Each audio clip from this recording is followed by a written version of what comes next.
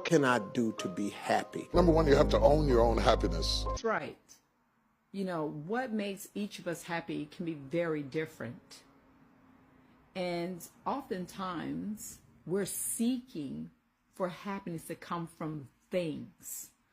But really, we need to think about, well, what makes me happy? What brings joy to my life?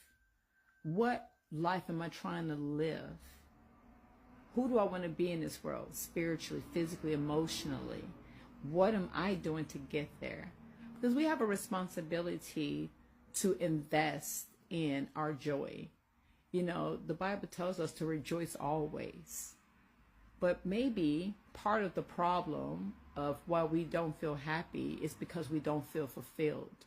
And when we think about the concept of being fulfilled, you have to think about having a round circle inside of you, but trying to fill it with squares and rectangles and, you know, triangles and all kind of things that just won't go inside that hole. So often we're filling ourselves with the wrong things and we're wondering why we're not happy. And you know it's true because you see rich people that you think they're rich. What problems can they have? But then they're addicted to drugs and they're suicidal.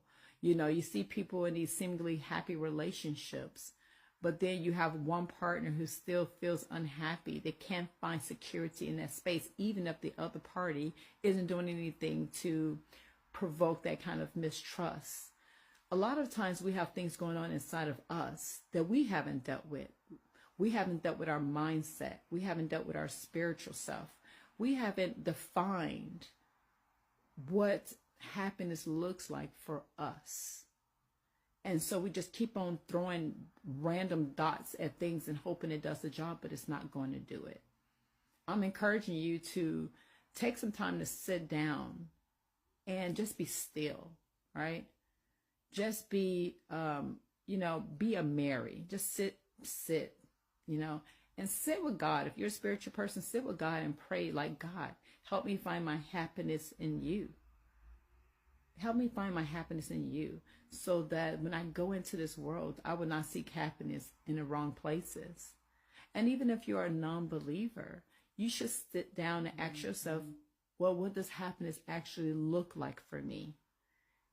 And what am I doing to get it? Because when you figure that out, what you're going to find is that you won't depend on things to make you happy.